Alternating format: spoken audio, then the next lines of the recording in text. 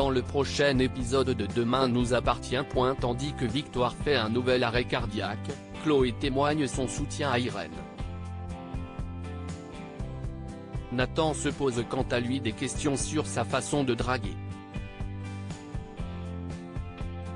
Attention, les paragraphes qui suivent contiennent des spoilers sur l'épisode de Demain nous appartient diffusé lundi soir sur TF1.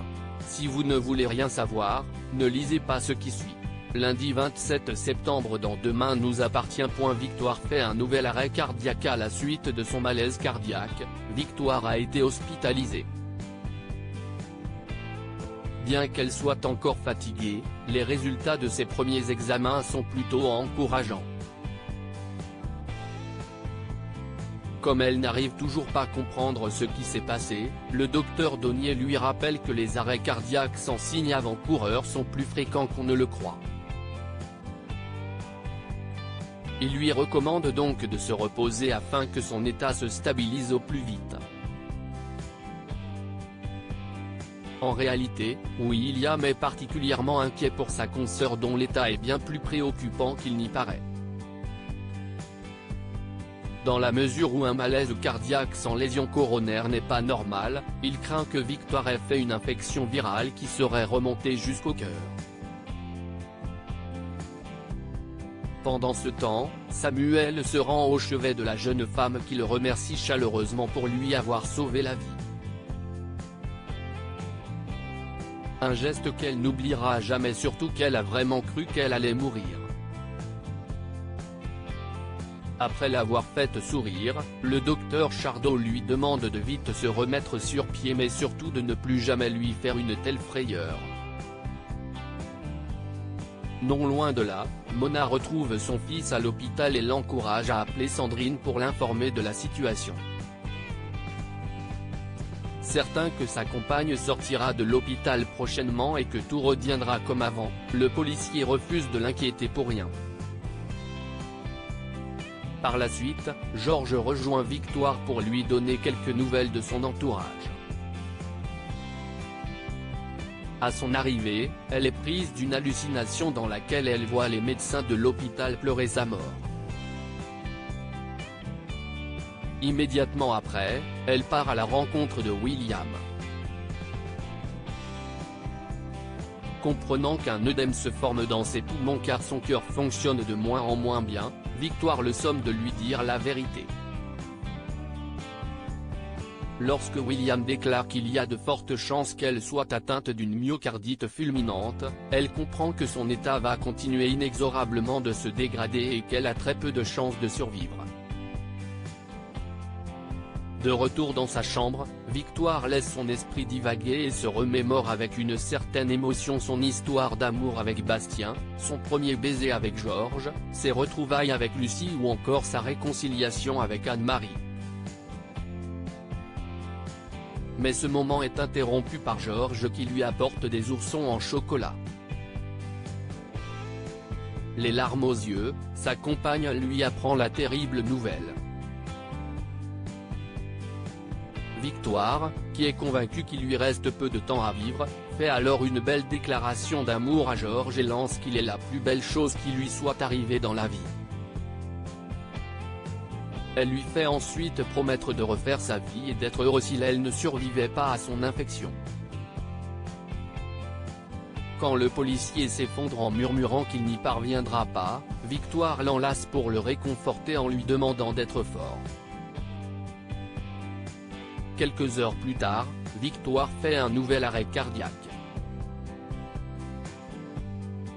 Tandis que William essaie de la réanimer, son cœur ne repart pas. Chloé témoigne son soutien à Irène et Cédric ont décidé de se constituer partie civile contre Laetitia afin qu'elle soit jugée et condamnée.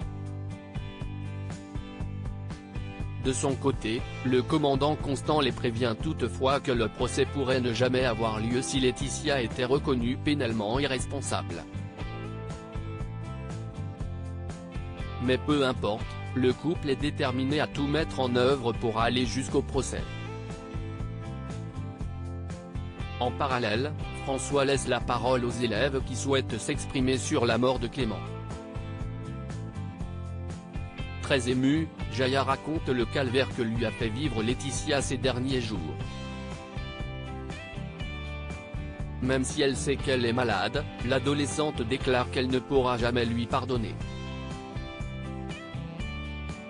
Très à l'écoute, Jordan intervient pour dire qu'il n'y arrivera pas lui non plus avant d'ajouter que Laetitia est un véritable monstre.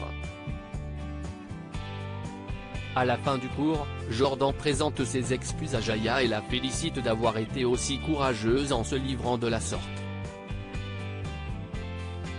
Malheureusement, cette dernière se moque complètement de ce qu'il a à lui dire et ce d'autant plus qu'elle semble s'être déjà fait une opinion sur lui.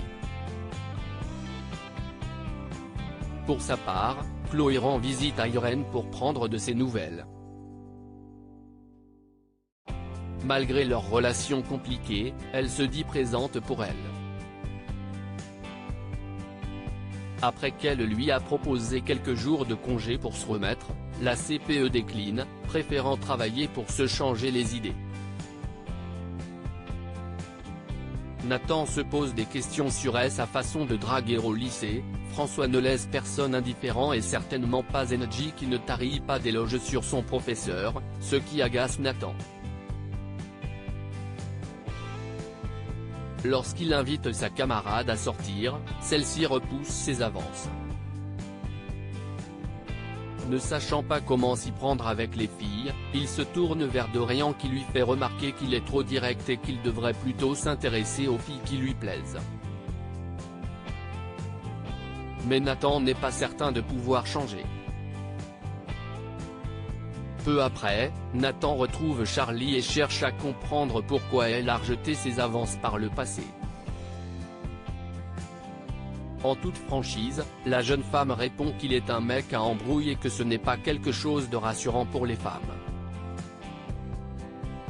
Dépité, il se met alors en tête de demander quelques conseils de séduction à François Lehaut.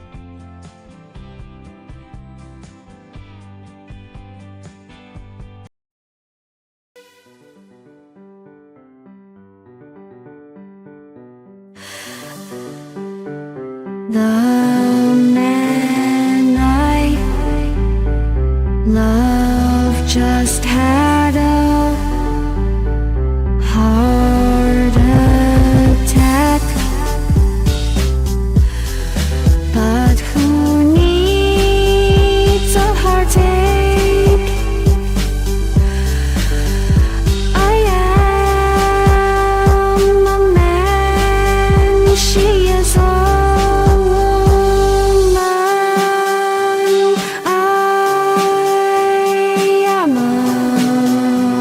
she